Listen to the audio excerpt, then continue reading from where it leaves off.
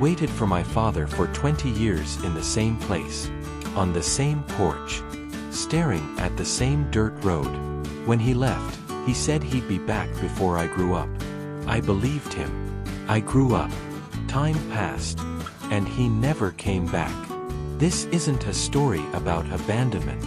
It's about waiting, and about what time does to those who believe too much in a promise.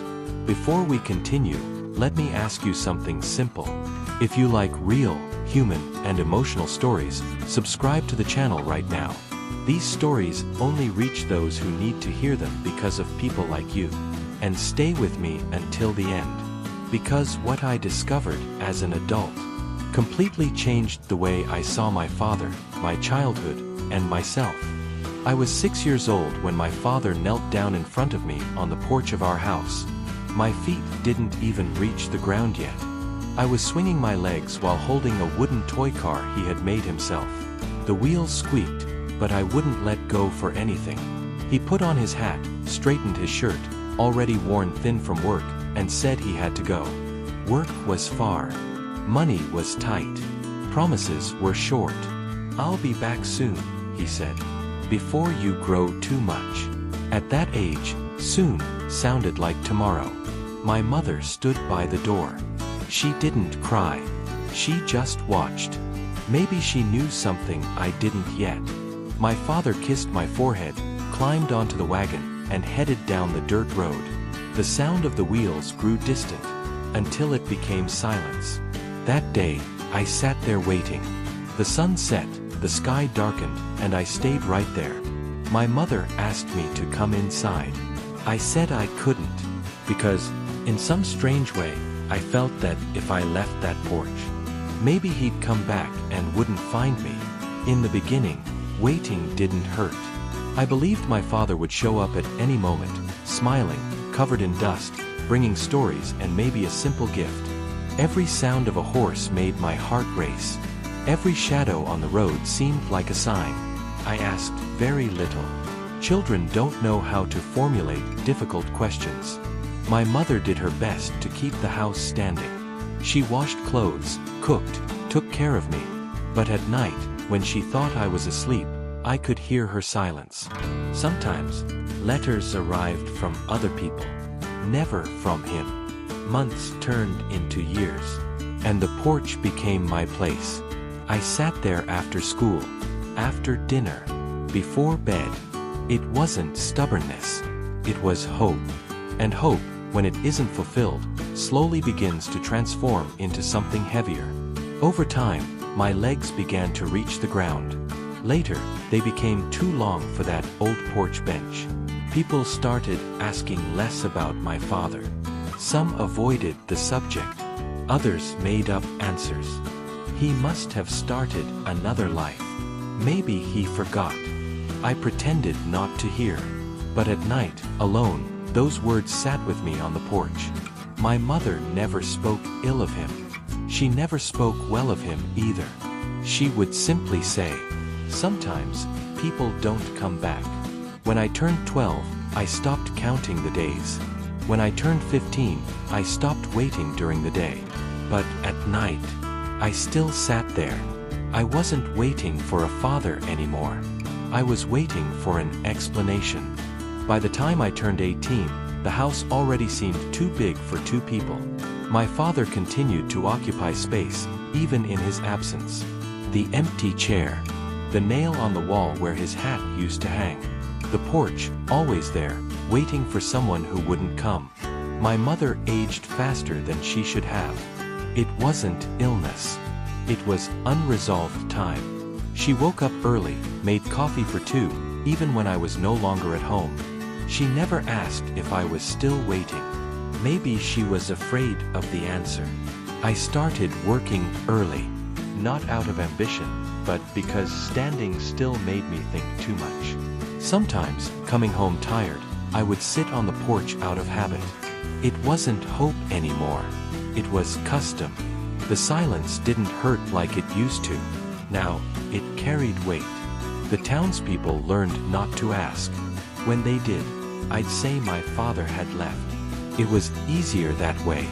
But every time I said it out loud, something inside me shrunk. Because leaving is a choice. And I still didn't know if that had been one. Anger didn't come when I was a child. It came when I became a man. It came when I realized I didn't have enough memories of him. It came when I saw other fathers teaching their sons how to work, how to drive, how to make mistakes. I wondered why he didn't even come back to explain. Not even to say it wasn't possible. Sometimes, I would talk to him alone, sitting on the porch. I didn't pray. I didn't ask. I accused. I said he had been weak. That he had chosen the easy way out. That he had left me with too many questions. My mother never argued with me. She just listened. One night, after one of these outbursts, she said something simple. "You're only angry because you still care." That silenced me. Because it was true. I wanted to have stopped waiting.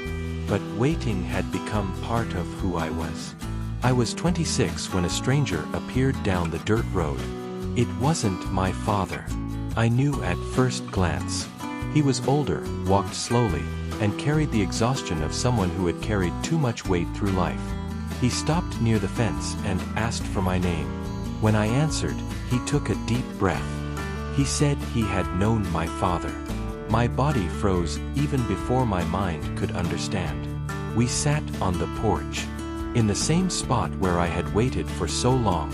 The man told me that my father had gone to work far away, in dangerous jobs. That he had saved some money. That he tried to come back. He said there was an accident. Nothing heroic. Nothing beautiful. Just bad luck, dust and silence. My father died thinking he would be back the next day. I didn't cry. Crying required time. And I had already spent all of mine waiting. After the man left, I stayed alone on the porch until nightfall. Now I had answers. But answers don't give back years. Understanding what happened didn't erase the absences. It didn't change the empty nights. It didn't erase an incomplete childhood. But something changed. For the first time, my waiting had an end. My father hadn't chosen to stay away. He simply couldn't make it back. That didn't make everything right. It just made everything real. That night, I went into the house without looking at the road. Not because I had forgotten, but because, finally, I had stopped waiting. In the days that followed, I thought a lot about who I had become. I spent my whole life waiting for someone to return. And I almost didn't notice that I myself had stayed frozen inside. I worked, paid bills, moved forward on the outside. But inside, I was still the boy on the porch. Knowing the truth didn't bring me joy. But it brought something I hadn't felt in a long time. Space. Space to think about myself. Space to live without looking back every second. I talked to my mother that week.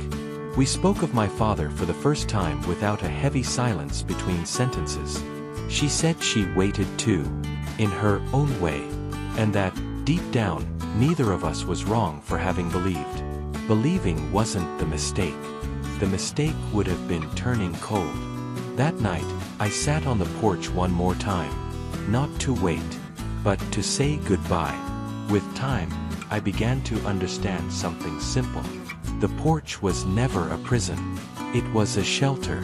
It was there that I learned to observe the world, to endure silence, to coexist with absence without becoming bitter.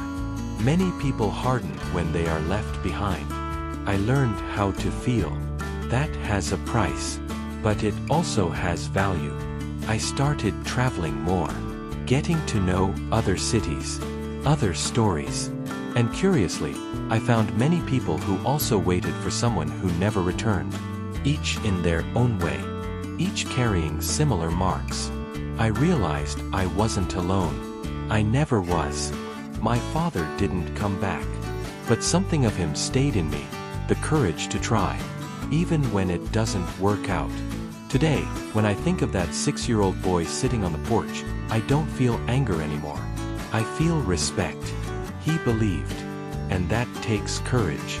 If I could talk to him now, I'd tell him he wasn't wrong to wait, that his love was real, and that time wasn't wasted, it was lived. I would tell him that one day the pain will lose its voice, that the absence won't define the future, and that he will grow, he will survive, he will find meaning even in the silence. And above all, I would tell him that he doesn't need to wait anymore to start living. Perhaps you are listening to this story and thinking of someone who didn't return. A father, a mother, a love, an old version of yourself. Waiting is exhausting. It hurts. But it doesn't make you weak.